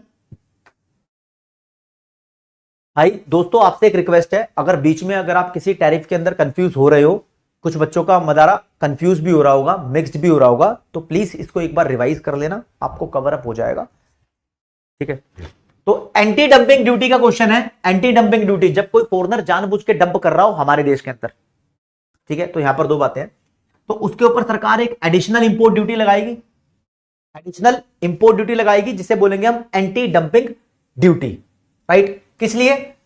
To offset the effect of exporting firm, जो उन्होंने अनफेयर प्राइस चार्ज करके किया, ठीक है, उसको ऑफसेट करने के लिए सरकार ऐसा करेगी। ठीक है, in the foreign market which are lower than the production cost. मतलब देखो ना, 10,000 की जैकेट कोई जबरदस्ती 2,000 की इंडिया में बेच रहा है, मतलब खा तो वो लोस रहा है भाई साहब, 2,000 उसकी प्रोडक्शन कॉस्ट से भी कम है। ये यहां पर लैंग्वेज क्रैक किया भैया, ये मैंने पहले पढ़ाया नहीं था, बता रहा हूं। जब कोई अपनी प्रोडक्शन कॉस्ट से भी कम कॉस्ट के अंदर माल बेच दे, माल बेच दे, तो वो वाला एंटी डंपिंग ड्यूटी कर रहा है, वो लॉस में होकर भी अपना माल किसी तरीके से डंप कर रहा है, बस डंप कर रहा है। ठीक है, आगे लिखा हुआ है, ये एक एडिशनल इंपोर्ट ड्यूटी होती है, so to offset the effect of exporting firms unfair charging of lower prices in the foreign market. Dumping दो तरीके की होती है, कभी कभी बंदा लॉस में भी इंडिया में सस्ते में बेच देगा, कभी कभी जानबूझकर सस्ते में बेचेगा। तो दोनों तरीके हैं, दोनों तरीके को ऑफसेट करने के लिए सरकार जो चार्ज करती है वो एंटी डंपिंग ड्यूटी यानी एडीडी होती है। डी वाला इज द राइट आंसर।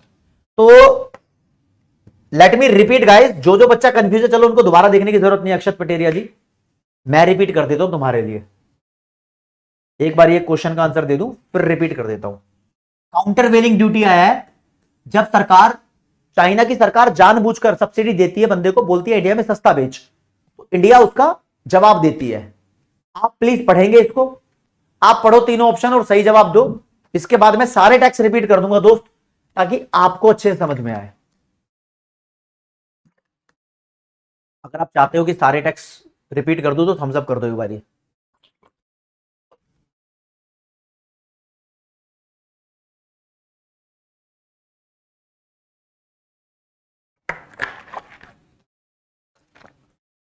दिया करिए, समझ तो सब आगे, लेकिन सब मिक्स हो रहा है, कोई बात नहीं, उसको ठीक कर दूंगा मैं। नीलेश भाई पोल चल नहीं रहा क्या? लो जी, अच्छा, पोल चला दिया, लो पोल चला दिया भाई, देख लो।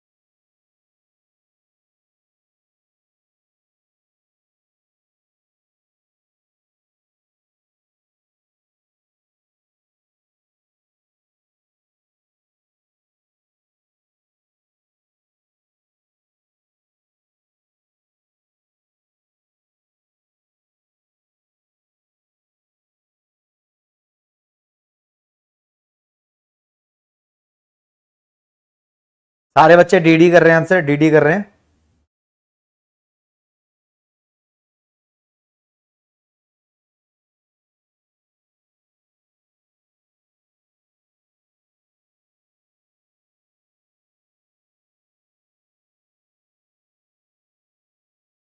चलो जी आगे चलते हैं। Yes yes yes guys, D is the right answer. ठीक है, ये भी लो प्राइस को ऑफसेट करने के लिए चार्ज की जाती है, लेकिन ये सब्सिडीज होती है जो फॉरेन गवर्नमेंट दे रही होती है।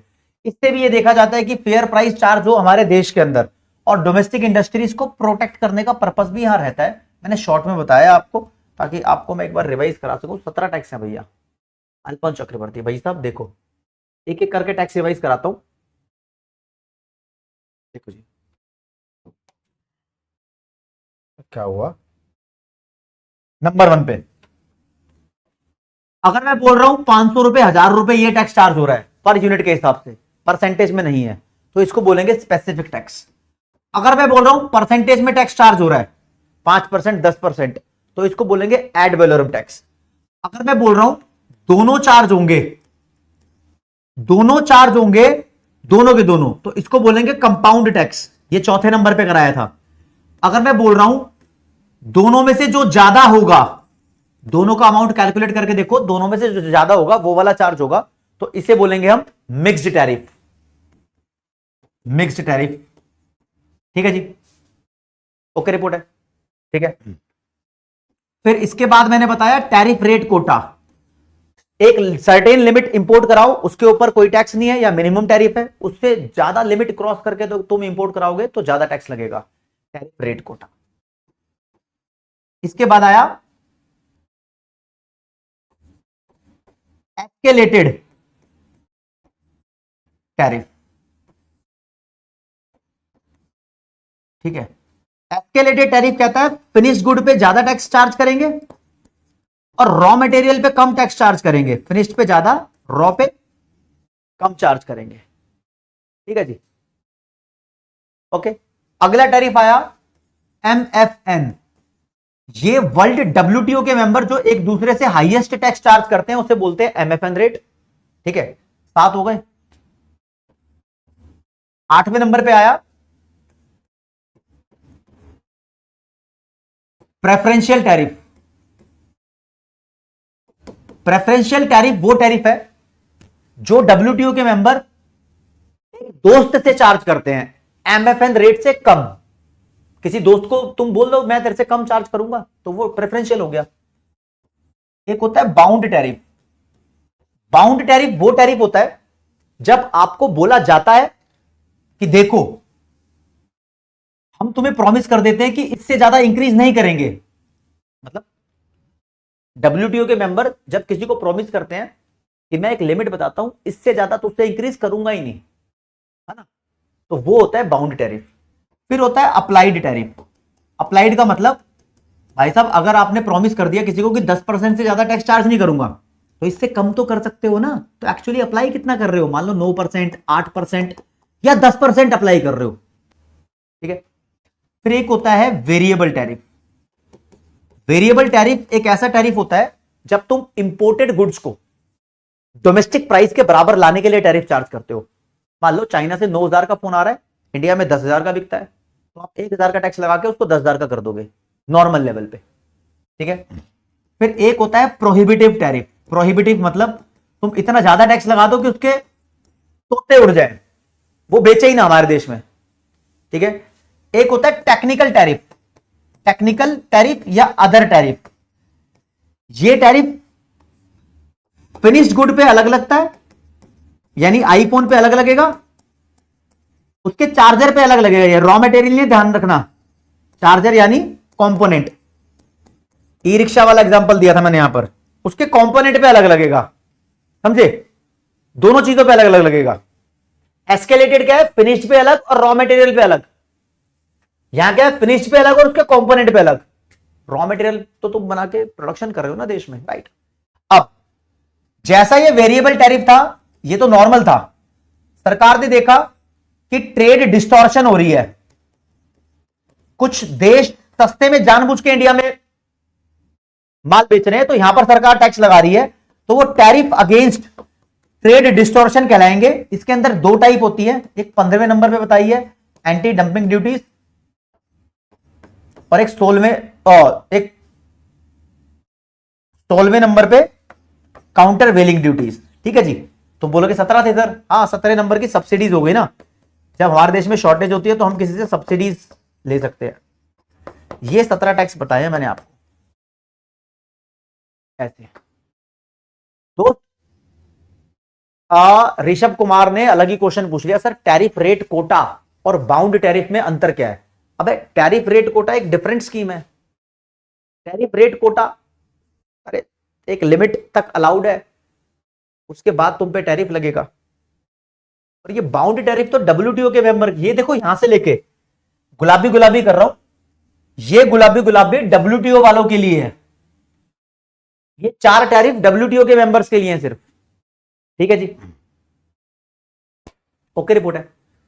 थोड़ा सा तुम एक बार और देख लेना इसको, तुम्हारे को क्लियर हो जाएगा। लेकिन अब मैं बताता हूं दोस्त, तो भाई ये ऑल क्लियर हो रहा है ना, ये प्यार मिलना चाहिए तुम्हारा, पूरा पूरा प्यार। ठीक है, मुझे पता लगेगा यार ये टैरिफ के इफेक्ट क्या होते हैं। टैरिफ का इफेक्ट आपको पढ़ना है, टैरिफ का बुरा प्रभाव या अच्छा प्रभाव। इफेक्ट ऑफ टैरिफ, टैरिफ की वजह से होता क्या है, टैरिफ की वजह से होता क्या है। अगर अमेरिका के सामान पर हम टैरिफ लगाने लगे तो अमेरिका का सामान हमारे देश में महंगा हो जाता है और कम लोग खरीदते हैं पहले से, राइट। तो इससे ट्रेड करने में ऑब्स्टेकल्स आती हैं। ऑब्स्टेकल्स का मतलब रुकावटें आती हैं, इंपोर्ट डिक्रीज होने लगता है, अमेरिका फिर कम बेचेगा हमारे देश में सामान। और दोस्तों export market access of exporting country is worse हो जाती है। जो एक्सपोर्टिंग कंट्री है अमेरिका, हमारे देश में एक्सपोर्ट कर रही है, वो उसके मार्केट कंडीशन वर्सन हो जाएगी उससे। क्या, दोबारा बताता हूं, ट्रेड करने में परेशानी आएगी, हमारे देश में इंपोर्ट जो होगा वो कम हो जाएगा क्योंकि हमने टैरिफ लगा के उसको महंगा कर दिया, और जो एक्सपोर्ट कर रही थी अमेरिकन कंट्री हमारे देश के अंदर, उसकी हमारे देश की मार्केट में जो एक्सेस है, पहुंच है, वो खराब हो जाएगी। खराब को बोलते हैं वर्सन। ठीक है जी, ओके। टैरिफ लगाने की वजह से डोमेस्टिक कंज्यूमर डिस्करेज हो जाता है, वो फॉरेन गुड्स को नहीं खरीदता, नहीं बाय करता। क्यों?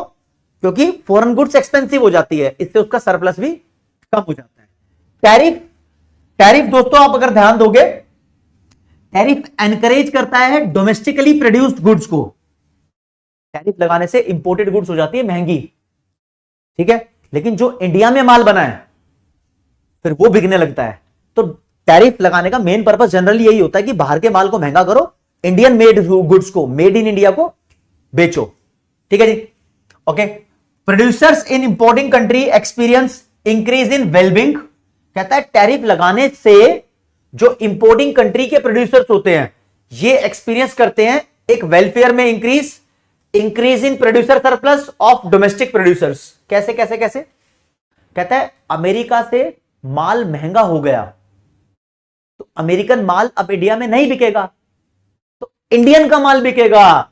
तो जो इंपोर्टिंग कंट्री है, मतलब जो इंडिया है, इंडिया के प्रोड्यूसर्स बोलेंगे मोजा ही मोजा, मोजा ही मोजा, ये मोजा मोजा बोलेंगे, कहेंगे मजे आ गए बल्ले बल्ले, मजे आ गए बल्ले बल्ले, ऐसे करेंगे ये। क्यों बोलेंगे? कहेंगे उनका माल नहीं बिक रहा, महंगा कर दिया सरकार ने, अब लोग यहां छोले भटूरे ही खा रहे हैं, पिज्जा नहीं खा रहे। ठीक है, तो प्रोड्यूसर सरप्लस बढ़ जाएगा, उनकी सेविंग बढ़ जाएगी, राइट। और क्या है, और देख लो भैया,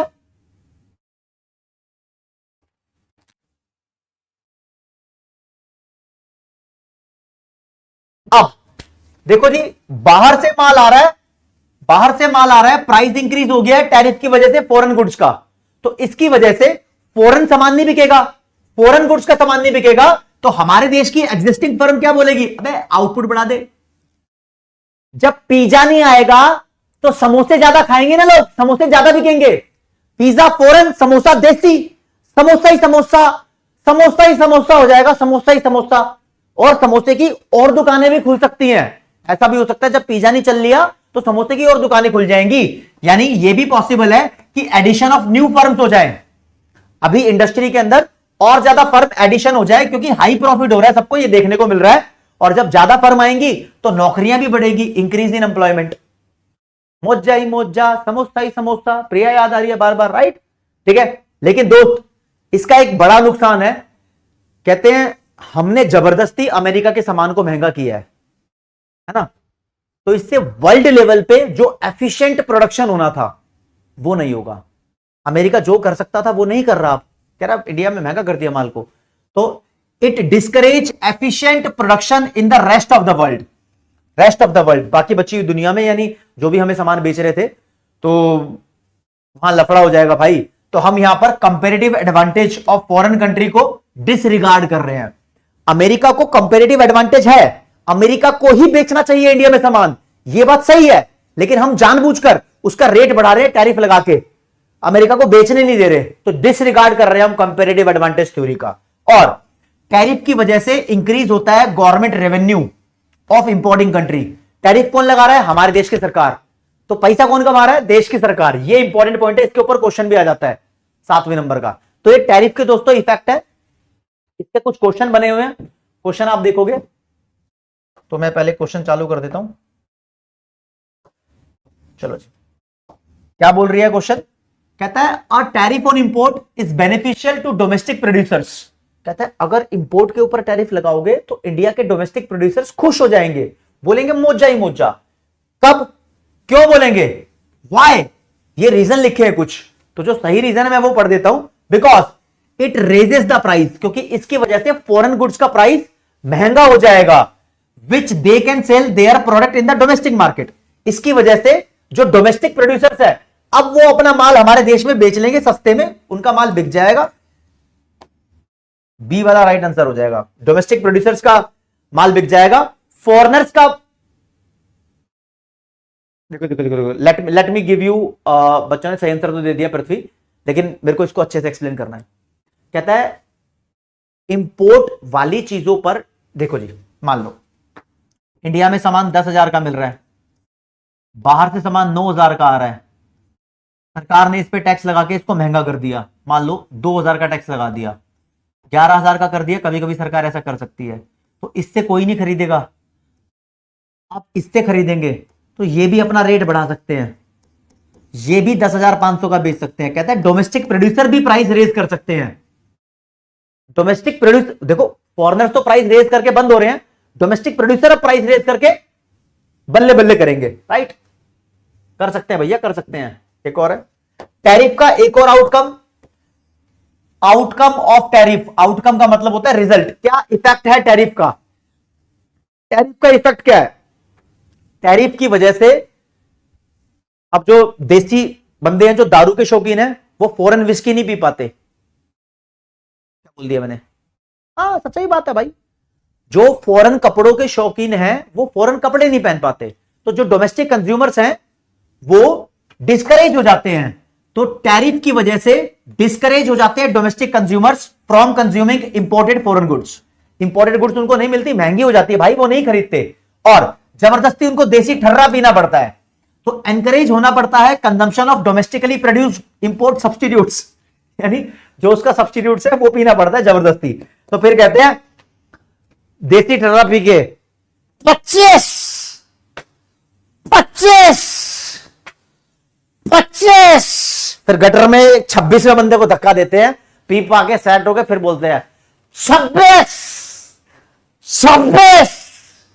कहां देखा है ये? इश्क मूवी थी ना, आमिर खान और अजय देवगन की, जूही चावला भी होती है, काजोल भी होती है, उसके अंदर से एक कॉमेडी सीन था शायद, ये याद आ गया था, कोई बात नहीं, 25-26 कर दिया तुम्हारे साथ भी। तो यहां पर मदारा उचिहा सबसे सही जवाब देती हुई। तो ठीक है दोस्तों, मैंने आपको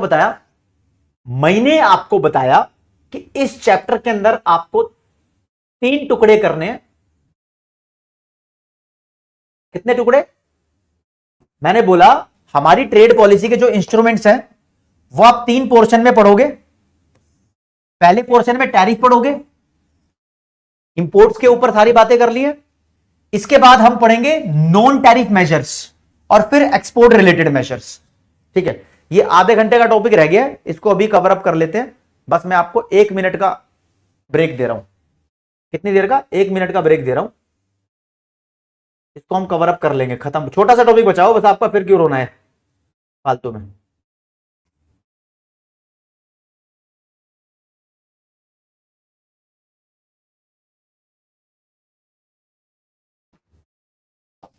इतने ब्रेक दिया है तो ब्रेक में बातें कर लेते हैं, थोड़ी सी बातें कर लेते हैं, तो थोड़ी सी, हाँ थोड़ी सी बातें कर ले, कल या आज। चलो ब्रेक में ये पूछ लेते हैं, आज कराऊं तो थम्स अप कर देना, कल कराऊं तो थम्स डाउन कर देना। पोल दे रहा हूं आपको 45 सेकंड्स का, आज करा दूं या कल करा दूं।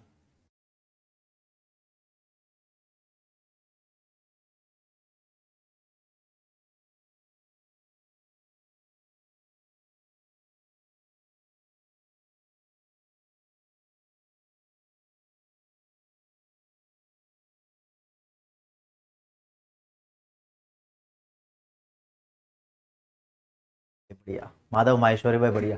आज करा दो तो थम्स अप कर दो, कल करा दो तो थम्स डाउन।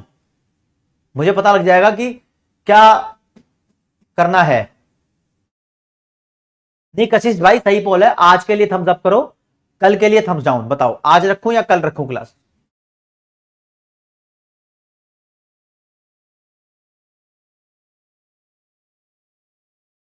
अरे रॉन्ग पोल, रॉन्ग पोल, ओए मोए मोए हो गया भाई यार। यहां तो चलो अब इफेक्ट देखो न्यूट्रलाइज कैसे करेंगे। काफी बच्चों ने ए और बी आंसर दिया होगा, वो सोच रहे होंगे उनका रिजल्ट अफेक्ट हो जाएगा लीडरशिप वाला। नहीं होना चाहिए, क्योंकि मैं डी को सही कर देता हूं।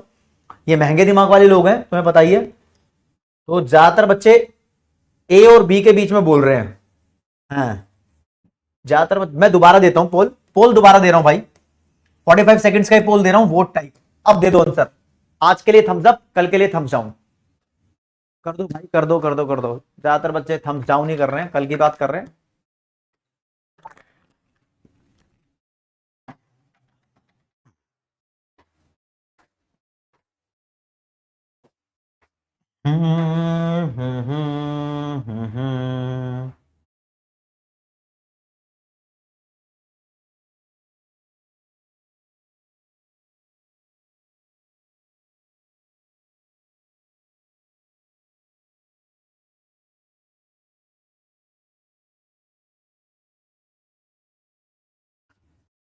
देखते हैं बाबा रे बाबा, कहा बोलती है पब्लिक। पोल को यहीं समाप्त कर देते हैं है ना। तुम्हारी लॉ की क्लास भी है राइट। हाँ, इसको अगली क्लास में कंप्लीट कर लूंगा। मेरे को ऐसा लगता है कि तुमने ऐसा पोल कराया हुआ है यहाँ पर। ज्यादातर बच्चे बोल रहे हैं कि सर अगली क्लास में करा लो। चलो तुम्हारी रेस्पेक्ट करता हूँ भाई। यहाँ पर अब बच्चों ने डाउट्स पूछे होंगे, मैं डाउट्स का खेल खेल लेता हूँ बच्चों के साथ। गलत लीडर की वजह से, लीडर बोर्ड की वजह से 10 से 11 हो गया। अरे भाई सबका ही हुआ होगा, गलत नहीं। तुम्हें मैथ नहीं पड़ी क्या? ठीक है सर, मैंने ये चैप्टर खजाना से कर लिया तो क्या दोबारा करूं? हाँ भाई करना पड़ेगा। गुड़िया कुमारी, खजाना में पहली बार हुआ था, अब थोड़ा बढ़िया फैशनेबल तरीके से खत्म हुआ है ये। ठीक है राहुल सर, अब मैं समझ गया, उसके लिए एक छोटी सी वीडियो बना दूंगा। ठीक है आ,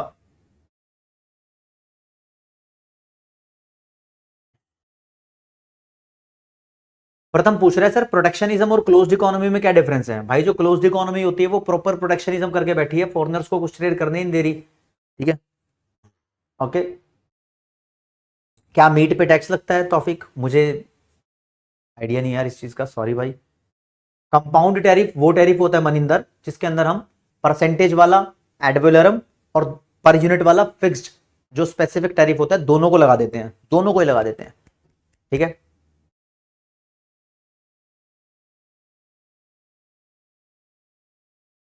ओके सर, कस्टम ड्यूटी और टैरिफ एक है क्या? यस फैजान, दोनों एक ही हैं। कस्टम ड्यूटी और टैरिफ एक ही बात है। एमएफएन टैरिफ डब्ल्यूटीओ डिसाइड करता है क्या?